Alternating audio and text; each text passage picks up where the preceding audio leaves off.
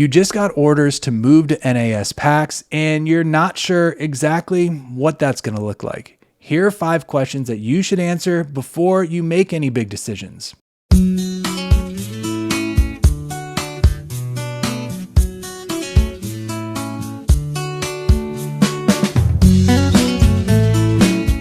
Hey, my name is Rob Schou. I'm a realtor down here in Southern Maryland with EXP Realty, and the whole goal of this channel is to help make your move to Southern Maryland so much easier. So if that's something you're going to be doing, use the contact information below.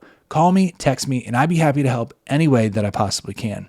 Okay, let's jump into it with question number 1 that you should be asking before you move to PAX. Question 1 is, are you going to live on base or off base? Now, obviously, I deal with a lot of people that live off base, but there are a subset of people, especially like younger people, it seems like, that choose to live either on base on the housing there, which is more temporary, or in some of the military housing throughout the county. Now, I'm not too familiar with the process of how you get onto the list of those or how you get into those houses, but there's definitely housing liaisons on base that can help you do that. Now, if you're gonna live off base, there's a few different areas you can look at depending on how far you want to commute and what your budget is. Obviously, Lexington Park is the closest. It's the area right around base, and you probably just need a moderate budget, somewhere around $400,000 to $500,000 to find a comfortable home there for like a family of 3 or 4. Pulling out from Lexington Park, you can see places like California, Hollywood, Leonardtown, and the further you get away from Lexington Park, especially in those areas, you're going to start seeing some of those property prices go up. But as you go north of Leonardtown, Hollywood, and get into Mechanicsville, Charlotte Hall,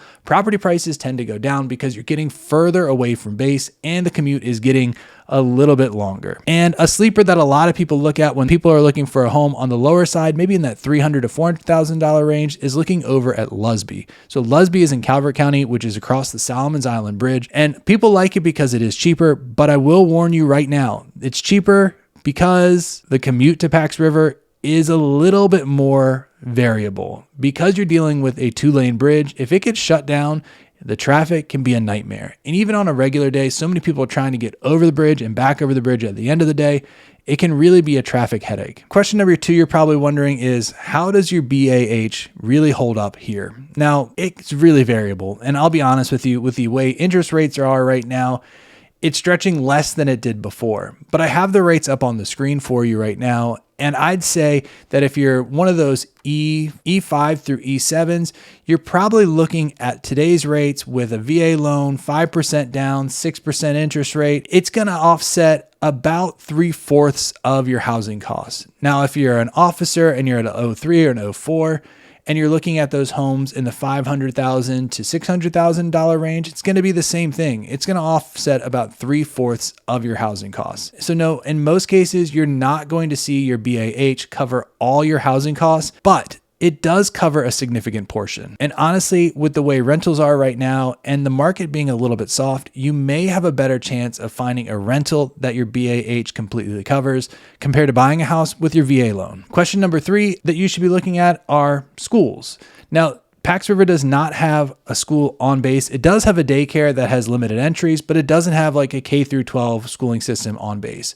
So most of the schools in St. Mary's County are going to be public schools. And the public school is one big county school system, and each neighborhood or each area goes to different schools. It really can depend on where you are to depend on which school you're going to. So if you have a specific school, maybe a friend or a family member, PCS here before, and you really want to be at X school, we need to sit down and figure out which addresses will be filtered into that school. And recently, just this year of 2026, they're redistricting some kids from Leonardtown High School and sending them up to Chopticon and also down to Great Mills.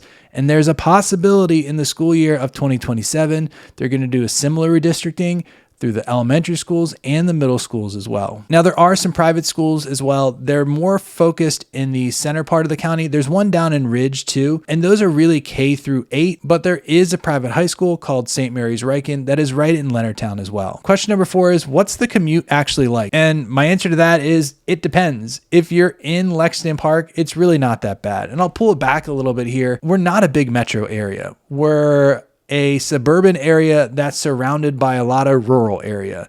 So traffic for us is a lot different than someone that's going through traffic in, say, Norfolk or somewhere like that.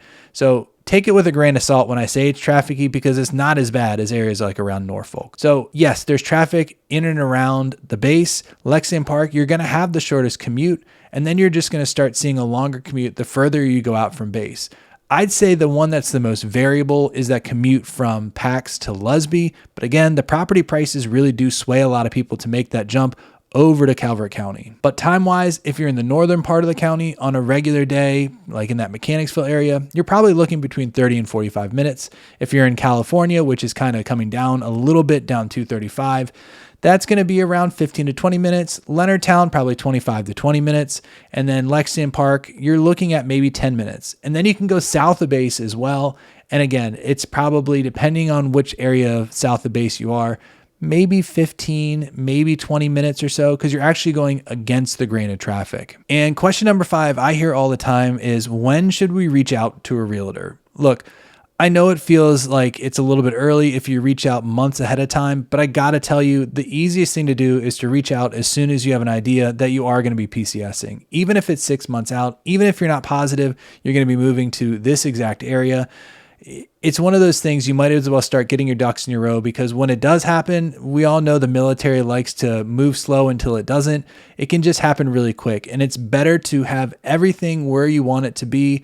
And I understand exactly what you need and be able to jump on that right away, compared to scrambling at the very end, trying to get everything done, because nobody wants to do that. Look, hopefully these 5 questions were helpful. And if you have any other questions or you need any help, use the contact information below. Call me, text me, and I'd be happy to help you any way that I possibly can. Look, I really appreciate you watching this video, and hopefully I'll see you on the next one.